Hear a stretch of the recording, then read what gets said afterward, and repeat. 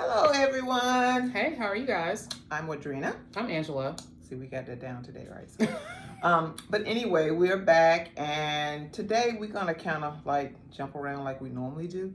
I had told Angie about talking about male and female roles in the household. You know, how does that look? How does it look naturally? And spiritually, you know, because everybody not saved, sanctified, Holy Ghost, filled, fire, baptized, you know. But anyway, not that that really matter. But I had to throw that in. So, but first we're going to talk about a little bit about not necessarily grief, but how people are feeling since it's the holidays. What I've noticed with some of my clients, they're not feeling totally like themselves because they're either missing their loved ones, their child, or something. And the holidays, for me, it just doesn't seem like how it used to be. You know what I mean? Like back in the day, it was like, oh, family and friends coming over, we're gonna cook, you know, exchanging gifts, even if it was only like a $2 gift or whatever. It was so, I used to always look so forward to doing that. And now it's just like you have to pull teeth to try to get people together and stuff. So I don't know. We're just gonna talk about that for a few minutes, and then we'll go into our subject. So, what do you think? What's your thoughts on that, Angie? So, I find that is a lot. That comes up a lot with people who are separated from their families. A lot of people have grown children, like both of us do, and they're either in relationships or not in the same city or state that we're in, and we find that we're not as connected as we used to be when they're younger. It's so much easier when you're close together or you're all in the same house. Because you have all the things and the expectations are there, and you kind of control that. And I remember when I was younger, like all the family got together, but we also were all in the same city for the most part. But now, and I can say for years, I felt like the holidays were not the same. And it's not because of sadness or that. Luckily, haven't experienced a great loss around the holidays. I have not had to deal with that. That it's a remembrance for me around the holidays that I had to grieve someone that I love dearly. But I typically work on holidays, and I've done it for years, even when my kids were younger. Like we had options. You know, it was double time and a half. I had 2 kids. You know, I'm going to work. Let me get that money. I'm going to work. So I would spend 8 to 12 at home with my kids, and somebody would come get them or do whatever with them after that. So holidays, we'd open gifts together, and they'd be with my mom or someone else. So for me, holidays have never been the way that they were when I was younger. And it's probably like that with everybody though, because because I think for us, we started a tradition with me and my kids and their father. We used to celebrate on Christmas Eve. So therefore Christmas Day, you know, I would do all the cooking and, you know, they playing around with their toys and stuff like that. So that was like a tradition for us. But, and I think now the kids, some of them still follow the same tradition. I have one child that doesn't celebrate no holidays, but you know, that's a whole nother subject. But I love her to death. But she still, you know, like come around and be with us, you know, because they grow up and they start doing their own thing. It's called LIFE, life. And so I've accepted that. So, but you know, I just wanted to just kind of like bring it up and just let everybody know to be encouraged and, you know, just find that holiday thing on the inside of you. Find that love and that, you know, just if you can't spend it with your family and friends and those that you're close to, you know, spend it with a stranger or just give a stranger a gift or some hot food or something, you know, just to try to make yourself feel a little bit better. There's no need in staying in the house and being down and being sad because we can't change the fact that time has changed and people has passed away and left. We can't change that. We just have to literally accept it and move forward in our life. So I would suggest from a different perspective, when we are grieving someone, if we lost someone around the holidays, let's not plan to be depressed. Because a lot of times, oh my gosh, you know, this person died and it's going to be a sad time. Change your perspective and change what you're saying. I'm going to celebrate that person at this time of year. Get some of their favorite food, some of their favorite things, and celebrate their life. Because they're always going to be with you in your memories and in your heart. So celebrate the good things that they've given you and do things to honor them during that time, and don't plan to be depressed. Because we set ourselves up like that. We do. Well, you know, it's going to be rough for me in December because so-and-so passed away. It doesn't have to be. Change your perspective. Change your actions. Change what you're doing. And like she said, if it's not your family, your immediate family, find friends that you can hang out with. Have a Friendsmas. Right. Instead of a Christmas with your family. Right. We do Friendsgiving, we can do Friendsmas. Right, exactly. And get together and you guys cook together and you go, because we're all in different places and everybody doesn't have their family right there. Yeah. So get a few people together and do that. Yeah. You don't have to sit in your house and be depressed. Find something where you can be engaged. If you want to be alone, watch some good Christmas movies. Right. Get you some good food. Yeah. And just again, celebrate the time. Celebrate your just being home, just being at peace. Celebrate what you have that's been given to you. Being grateful, yeah. Just and that I think just having that attitude of gratitude. That's it. Is very important when we look at things that typically make us or could bring up sadness. Yeah. Excuse the sound. I had no idea that they were going to be working on the balconies, so I do apologize for that. We're working on it. We'll get it better in the new year. Yeah, we'll find a space. We're trying to, kind some of different things. We're gonna get it together. Yeah. And one other thing I'm gonna say, I saw on social media this particular guy had created a Christmas tree for all the family members that passed away. And what he did was he put it in frames. So he had different sizes frames on the tree with the person's picture in there. It was so beautiful. And there are other things that I've seen also on social media where you can now get the made the ornaments made. Yeah. That say in loving memory, or like now they have the bracelets that have like the little pictures in them that you can have with you all the time. So there are ways to commemorate and honor the parties that you've lost throughout the year, throughout the holidays. If especially if it's their favorite holiday, do what they would normally do. Yeah. I remember when my best friend's mom passed. Like her mom was like, they had a party for her. Like it was like, okay, so she likes donuts, so they had a little donut bar, and it was celebrating things that were important to her. And she would not have wanted them to be grieving. Right. And I don't think the party who may have been lost during our lives or during our seasons would want us to be grieving either.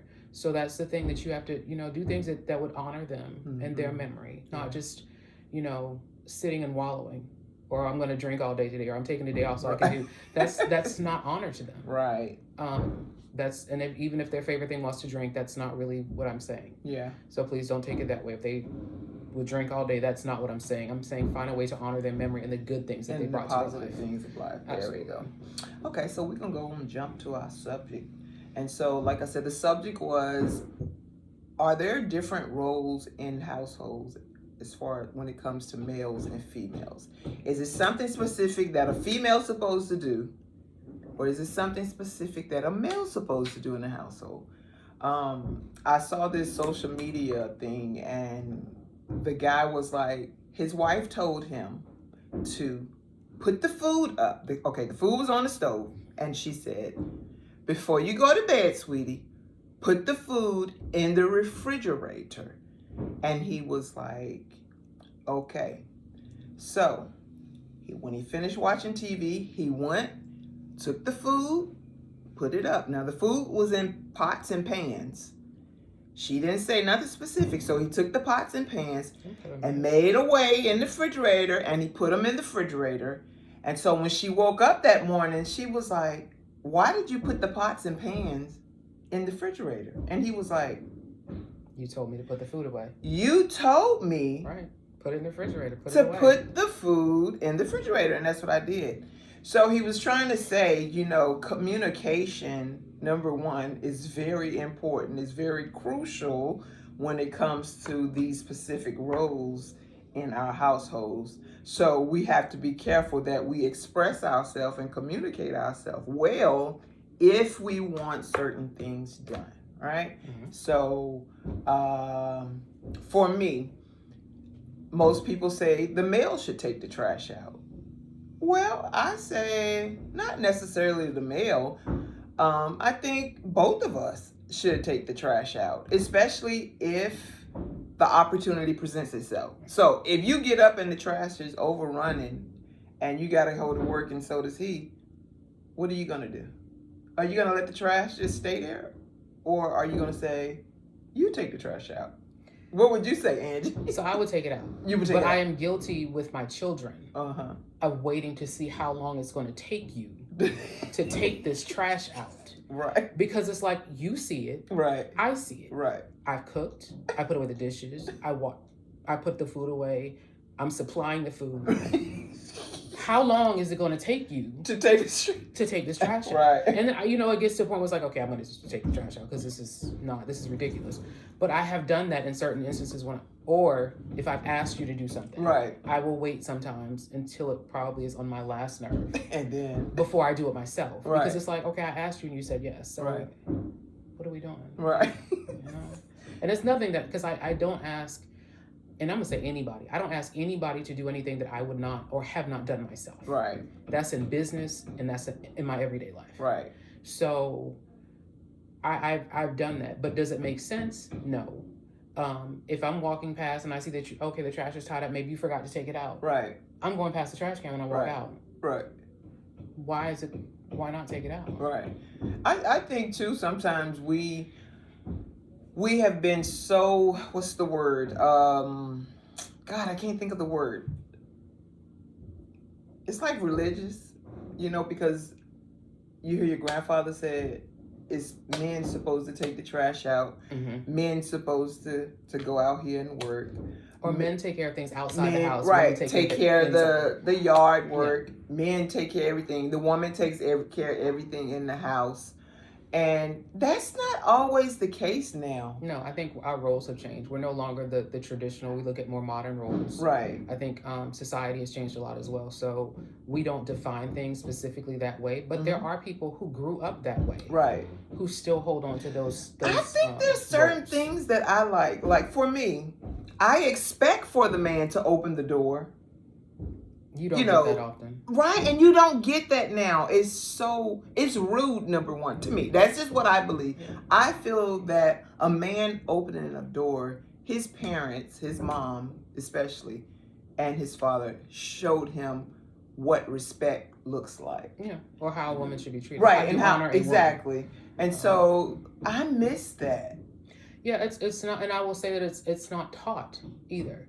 Like looking at families that are younger, I don't see a lot of people teaching their sons that you open the door for a female. You open the door for your mom. I don't see a lot of dads teaching their sons by example or even by leadership. Right. You open the door for your mom because you respect your mom, and this is a way of showing her respect. Right. You open it because your mom shouldn't have to touch the door handle. Right. Because that's a way of honoring her. Yes. And that's the way I see her value, and that's the way I appreciate her. And it's not that you have to do it, but it's one of the things that you show honor and respect by. Right. So, but I don't see, I was lucky enough to date a guy who literally, his sons had to open the door for me. Oh, wow. Because that's what he taught them. Right. And he was like, no, open the door for her. Right. If he are, whatever. So I was like, okay, so this is what you're instilling in them. Right. That there is a level of respect that you have for a female. Right. Period. Right. That, you provide that for them. I'm not going to say that I require it. Mm-hmm. It's nice. And I honestly, because I'm so not used to it happening. Right. It's like, put your hand down. Right. Stop touching the door. But I'm like, I can do it myself. Like, right. I'm okay. Like, yeah. I can open the door.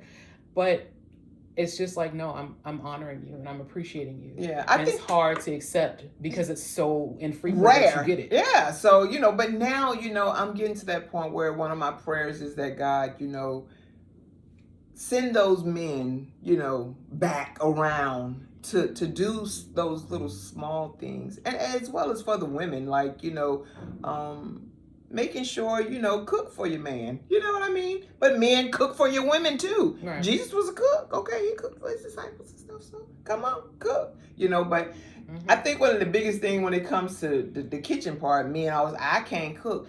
Well, let's YouTube some videos on how to cook, look at some recipes and different things like that. I think when we learn how to come together and stop setting specific roles on each gender, I think relationships become so much better. Because when you talk about it spiritually, there's this thing where you having dominion in this area, I'm having dominion in this area. So it's a constant.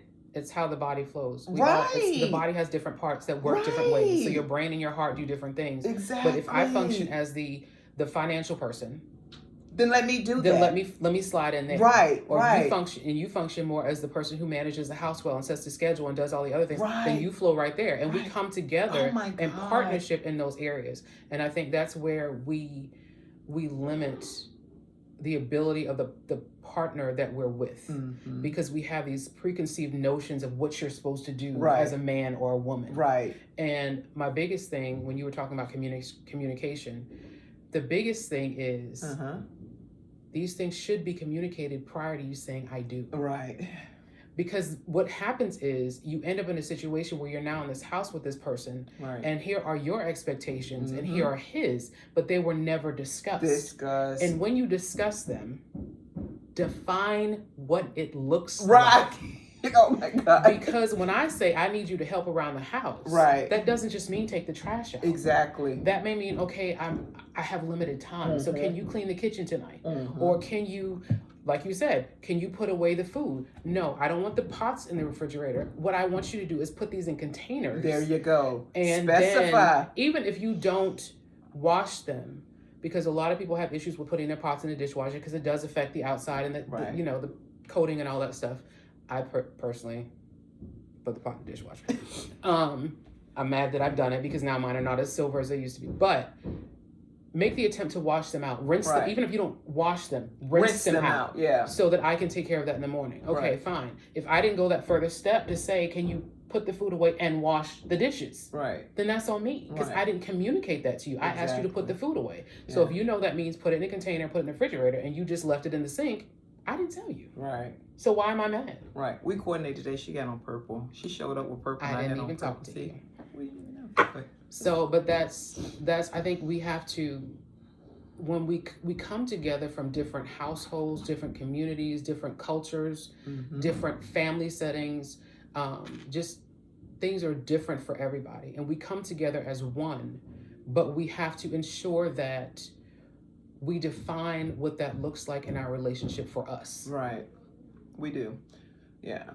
And that communication is number one key, man. Yeah. It's number one key. And, you know, I think when you're dating, you know, there are a lot of things that needs to go up front, like she said. We really do need to talk about a lot of things. I mean, to the point where, you know, asking questions. Hey, if my mom gets sick, how do you feel about her coming, or my dad, or whatever? I mean, you have to be so specific. Like, if something happened with the children, you know, your grown children, is it okay, sweetheart, if they come here for a couple months with a plan and all? So you have to be so specific and communicate so much now these days, because it's the smallest thing that people get so frustrated and all out of whack for, and they just call it quits. Well, the assumption too. Yeah. Because, I just assumed this was going to happen. But you never had the discussion. So you can't really assume, just because this person has so many other things or beliefs where they meet you, that when the chips fall, and are you willing to pick up the pieces when they do? Yes.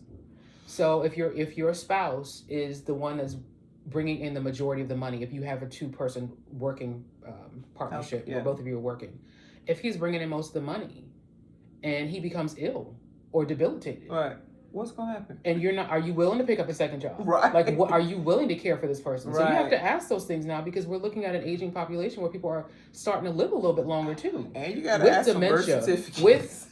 with dementia, with, you know, other illnesses. What is your plan? It's hard. Are we caring for you in the house? Are we caring for you in a nursing home? Are your kids what is the plan? It's important. It's very important. And I think too, like, kids. I think we have to be able to, before we marry, you know what I'm saying? Like, be around that person's family and see what their values and beliefs are and stuff. We don't do that now. I think we meet people, and then the next thing you know, you married to them. Nah, bro, I need to be around your folk. I need to see how you act. You know what I'm saying? Let me see you around your churn. Or do you have any churn? If you don't have no churn, okay, I understand. But I need to see you around mine. Yeah, exactly. Because I need to see how you're going to treat them. I also want to know how my children are going to respond to you, because oftentimes in relationships, your kids or other people who are on the outside see things that you don't see. Because you're blinded by the love or the affection or the you know, the infatuation of the moment. And sometimes they give you advice or can give you insight into things that you're like, oh, I never noticed that. Have your children ever said, like, say for instance, my son has said, well, his role as a man is to no XYZ. Okay. My kids are not quite as old as yours are, yeah. and they have not seen me in many relationships that have gotten to that point. Okay. So no, but what I can say is, for my kids, which I love them for it, because they're loyal. Right. When you're gone, you're gone. Right. Like, oh, you know, we're so cool. Well, I'm not. Right. I don't. Yeah, I'm not. Yeah, most. We don't talk. Yeah. We don't. And I mean, and they were like, obviously something went wrong if you guys are not together. So why am I still engaging? Right. And I'm like, well, I'm not that person. Right. Because if we can part on healthy terms, I don't have an issue being your friend. Right. Not today, not the day of. Right. It's going to take some time. Yeah, and then I don't even know if I want to be associated with you. But my son told me that one time too. He was like, as a man, Mom, this is what he should be doing. You know, and I listened to him, you know, because he was speaking really from his heart. And he was like, that's not how I was taught. The weird part is, you know, but their father instilled a lot of great things into my children. I can say that, especially when it came to being a provider. Mm-hmm. And he really showed them how to be able to provide, especially my son, for his family. Mm-hmm. And the crazy part, the girls are the same way. You know, it's like, he taught them to stand on their own. Right. Like, not to really rely on a man and to just, you know, go out here, do what you need to do in order to make it. So, so he really did like segregate those roles in a relationship. And so now we're at this point where it's like, I don't know, the roles, they just run it all together. Like, there's no defined role in a relationship anymore. And I don't know if it's good or if it's bad, because I'm speaking naturally, but spiritually I know what I want as far as the roles are concerned. There are defined roles as to what you do. So I want that Ephesians 5, you know what I mean? To be able to, you know, nurture me like the Christ love the church and all those things. Mm-hmm. But even I see that in, I don't see it a lot. People that go to church, and I don't see the men doing that at Ephesians 5 to their wives at all. Yeah. Or to their children, their family. But then go to church every Sunday and praise God. And I just... So do you think that it's not taught? Because we have men's ministries, but how often do they have how to discipling men for husband roles, or discipling men to and that makes sense, be able to steward your wife or provide for your wife in the way that Ephesians 5 says, or vice versa. And because we don't have the Proverbs 31 women's group, right? Like, we don't have in most churches, because I have seen some that do it. But in most churches, you don't see them training women to be wives, right, or training men to be husbands. Mm-hmm. And I think that a lot of times we get confused in choosing relationships because, one, we were never taught how to choose, right, or why we choose, right. Because I think we get so confused and mixed up in what society says, and it's love and bliss and all this stuff. God never put us together for that. Right. God put us together for the purpose of his kingdom. Exactly. Because when all the love and bliss and all this other stuff is gone, what do you have? Yes. And you know, Dr. Miles, I heard him teach one time, and he was saying, you guys get married for the wrong reasons. You get married because of love. He was saying that you shouldn't get married because of love.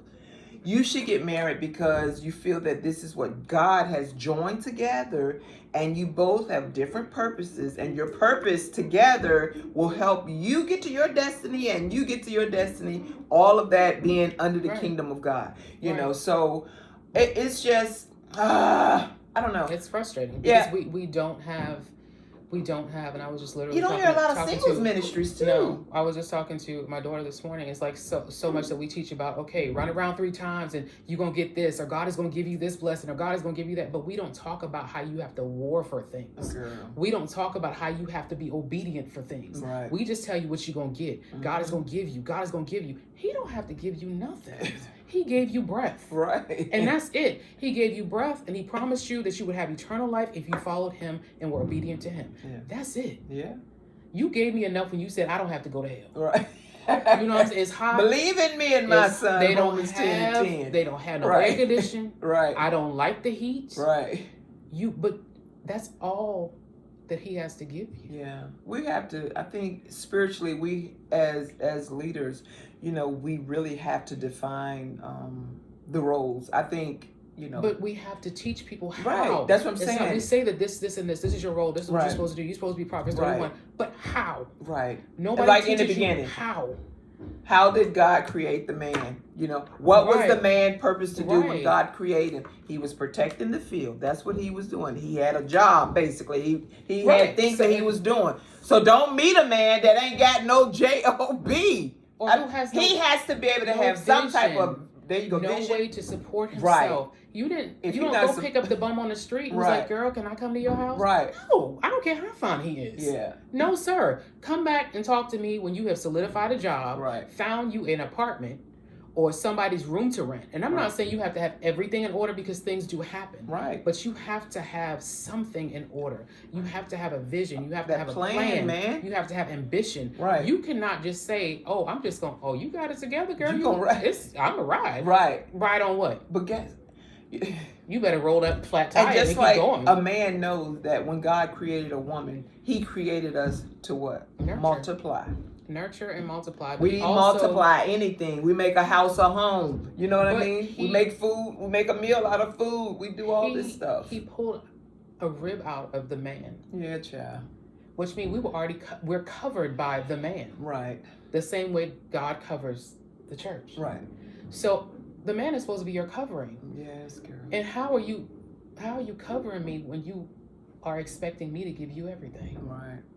So I think that's a big part. But in looking at gender roles specifically, I think they also differ when you have two people who are employed and working, mm-hmm. and when you have a person that stays at home. Right. Whether it be male or female. I always said that I'm fine with my husband staying at home. Listen. If I still was in childbearing years, right. and he wanted to be the at-home dad, right. as expensive as daycare is, right. and if he was good with kids, right. like that was his, like he really flowed in that area, right. Stay home. Then that was his thing? Stay home. Wait, see, I ain't paying $2,000 for no kids to go to daycare when you could stay at home. And look, if you want to work part-time and stay at home with these kids, it ain't my thing. They going to daycare. You know what, though? I know that I am a wife. God created me to be a wife, and I know that. And I love it. It's just, when that happens again, if I had to stay home, if my husband was to say, babe, you want to stay home? What? Sure. Let me stay home. But hold on. Let me finish. I would stay home. But me staying home is not just so I can sleep. I will get more involved in Metamorphosis visions. I would do more within the ministry. Yeah. Oh, he wouldn't have to worry about coming home and cook and cleaning and doing nothing, baby, because everything. Because there's a job in there. It would be dressed. And I used to be a housewife with my first husband. You know what I'm saying? And I enjoyed it. But then there was a time where I had to grow up and I was ready to go out and make my own money.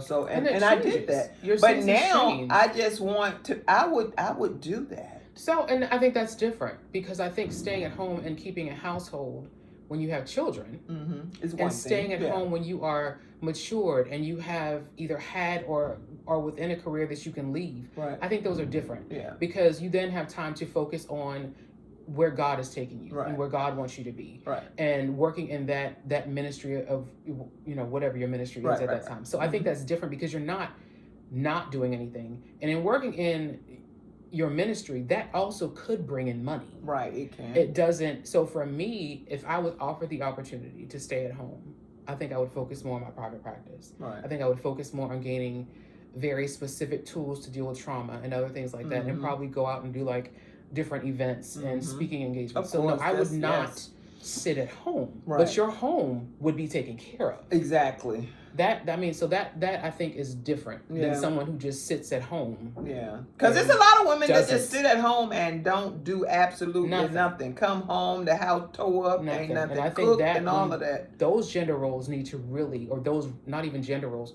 those roles within that relationship need to be clearly defined. Yeah, because you can't, and I'm sorry, as a female, I couldn't sit at home have somebody provide me with money, allow me to go shopping, do all this stuff, and have you come home to a dirty house and not a cooked meal. And I got all the time in the world to look at the internet and go order me some groceries and try a different meal. I could burn it and redo it because I'm home all day. Right. But no, that I cannot in any way in my mind think that would be okay for me. Right. Because you are out here every day, and we're talking, or I see a lot more in Black men, the discrimination and all the other stresses that you deal with. Right. My job, working or not, is to create a peaceful home for you to come into, to be able to take your shoes off, and do what you need to do and relax. Because what we're not going to do in this house is argue when you argued all day and fought all day outside. To make sure things were well, exactly. To make sure I'm taken care of, or our house is taken care of. My job is to make sure you have a peaceful environment. Exactly. To be in when you come home. I'm not to be bringing you drama for nothing. Now, we may have some discussions, right? But my intent is for you to come home and be at peace and enjoy your home, enjoy your food, enjoy your friends, whatever. Not saying that we won't have our time, but my goal is for you to have that solace when you walk into the house that you want to be there. Exactly. Not that you want to go find somewhere else to go because your house is so is disruptive and You disarrayed. just want to leave. I don't even want to be home. Right. Yeah. I don't want to be around her. Right. I don't want to be around these kids. I don't want to be around nobody. Because what is this? Why does my house look like the whole volcano erupted it? Yeah. Every day. Yeah, and I think we all need to get better and be able to come together as one. You know, whether you are boyfriend and girlfriend trying to figure it out, whether or not you want to be married, or as husband and wives, figure out what makes you float, what makes you go, what pushes you, what's that gift that God is giving you on the inside of you that you want to be able to multiply, and that he can make room for you. When he's making room, that means he's going to provide money for you in those particular areas. And then, just be able to just do it and do it because that's what you want to do. You know what I'm saying? Right. And so, be happy at doing things that God has called you to do. So, we do need to define certain roles when it comes to men and women spiritually. Because for me, I don't want to be the one that's not covering my husband. That's not the right word. His protector. You know what I'm saying? Now, I will protect him, don't get me wrong, but I don't want to be the one that, we out in public and, I'm ready to throw up deuce. You know what I'm saying? That's a no. Yeah, but it's men like that, Angie, and I hear about it. I've seen it. I've been in it. And you're like... That goes back to did we date long enough? Right. Because I had a therapist tell me, you need to date someone for a year. You need to see them through every season. Every season, and the thing about it is, when we look at the seasons, I need to see when it's cold, which means when it's barren, and things aren't prospering. Right. I need to see when it's hot, which means that you're frustrated and something has happened, and we're fighting for something because the fire is on right now. And then I need to see you when things are good. Yeah. Like, how do your attitudes change? Like, do you become abusive verbally? Like, you need to know all of these things. Because there's triggers in each one of them. Absolutely. And then, how do you treat your family? How does your family treat you? How do you treat me when we're around your family? Right. Are you not taking me around your family? Right. If I haven't been around your family in a year, that's a sign that you should walk away. Right. Because something is going on. Yes. That either you're embarrassed of me, or you're embarrassed of them. Exactly. Or there's something in the middle that we need to discuss. So all of these things are very important, that we get to know our partners, number one. We define our roles. We communicate openly. Everything. We're flexible in moving around. Because if my husband's hurt and he can't do the yard work, guess what? Guess who's going to do the yard? I'm going to do it. Because I don't mind I might not garden. Some yard work. I don't like the... You don't? I don't... I will do it. But I will do what I have to do. Whatever. But I love a lawnmower. Yeah. Okay, please don't get a new one, because I'm going to use that. I love a new lawnmower. But I think that we need to make that normal. Have that be a normal part of getting to know someone and a part of our relationships as we grow in relationships and decide whether or not this is the party for us to be with. Right. Because we both have that decision to say yes. Even if God says this is your person, you still have the ability to say yes or no. Right. God will present the woman to you as he did for Adam. He presented Eve to him. And you got the option, man, to say yay or nay to that particular woman and move on. I don't like that. No, I'm just kidding. But we have to learn how to wait patiently for God to send that person. Yeah. And in the waiting, you build your relationship with God. Build a relationship with yourself. Find out what you like, you dislike, what you're willing to give in a relationship. Are you willing to make space in the relationship for that particular person in all aspects, emotionally, mentally, physically, all those areas? And just, again, I say wait. Wait patiently for God to encourage your heart and say, hey, open up your heart to Him. As you're talking about all the areas, though, set the expectation. Mm-hmm. Because if you're with someone who says, I want to have sex 12 times a day, and that's not something you can withstand. Oh, yeah. Like those are also conversations that they have to be had. Actually, they're like, okay, I'm a spending person. Maybe I don't need to be in control of the finances. They're in marriage counseling. Yeah, books. Those things you are. have to discuss that because I need to set the expectation. Look, I'm not jumping off dresses. I'm old. Yeah. So, the swinging from the chandeliers, you missed that opportunity. I'm so sorry. Right. We old now. Like, I need all my bones intact because I don't know how they're going to heal at this point. Yeah, but we have to, and you also, my suggestion also, even in younger couples, set aside time to reevaluate where you are. Right.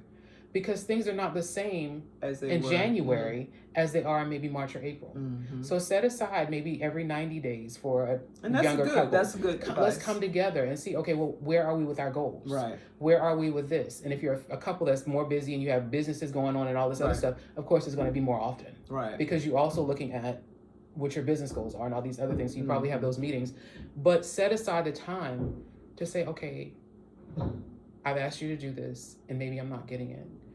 So let's talk about how this really looks for me, or what this looks like for me. We tried it this way. Can we try it that way? Or I need space. Mm-hmm. And when I say that to you, this is what you do, but this is what I really need. Right. And you have to be able to communicate that. And if they don't like it, they don't like it. And that's fine. You guys can have the discussion, but you have to, for your own sanity and also so that you cannot hold anybody else accountable for not knowing. Right. You have to communicate it. Right. Because I can't be mad if I say I need some space and you like, okay, well, I went in the other room for 30 minutes. Right. No, dude, that's not what I'm saying. Space. I need space. Like I may need a day to myself. I may need, for me, whatever your needs are, you have to communicate your needs and desires because you will never get them if you don't say what they are. Exactly. We're not mind readers. Exactly. That is not a gift I've seen anywhere in the Bible, anywhere that we can read people's minds. Exactly. So very important. You have to be able to open that time for you guys to have a sustainable relationship. Yep. So, hey, we said what we needed to say. And yeah, we went over a little bit, but it's okay. We probably could have kept going, really, to be honest with you. But stay encouraged. And do those things that we were mentioning earlier as far as, celebrating those that have passed away and not just sit in the house and be depressed because that's not what they would have wanted you to do. Learn how to love on yourself and give you the things that you need in order to become successful. That's very important. And then just being able to define those gender roles, whatever suits you and your person's heart, you know what I mean? Make it clear so that you both understand, and where you need to move for the next level of your life. So that's all we have to say. God bless you. Thank you for listening. Angie, anything you want to say? Just in honoring for the holidays. Honor those people, celebrate them, but also celebrate the fact that you've made it another year. Amen. Celebrate the fact that you've been given blessings to make it to different areas and meet different milestones in your life. Yes. So there's nothing for you to be sad about because you're still breathing and you're here for a reason. Amen. Give yourself the time, just in relationships, to also reevaluate where you are. Let's take the time and celebrate the small victories. Amen. Because if you don't, you'll always stay in the same place and feel like you're not accomplishing anything. If you went to the gym for 3 days this week and you plan to go 3 days, celebrate that. Right. If you made it 30 days, celebrate that. Celebrate the small victories so that you can make it to the big ones. Exactly. But continue to focus on the things that she said will make you successful, and evaluate things as you move forward for yourself and for your relationships, because we're always working on improving ourselves. Yeah, always evolving. All right. Well, we love you guys. We'll see you next week, and that'll probably be the last one for the year, for right? Christmas, yeah. So anyway, God bless you. We're praying for you. Thank you very much. Just as a little bit, send us something you want us to talk about. Oh yeah, do that. How about that? Yeah, send us something you want to talk about. Critique us. Tell us what we want. We want to make some changes in the new year to become more solidified as a team. Right. So tell us what you think. Constructive, please. or as nice as you can, but truthful. Yeah. So we can grow, and as we said, we're always evolving and maturing. So we want to do that as well. Yeah, because we're going to start bringing some people on too. Yeah. Just kind of talking to them about their testimonies and stuff. So it's a lot of people that need to be heard, So. And if you want to be heard. Yeah, if you want to be heard. Yeah. All right. Until then. Thanks. Peace.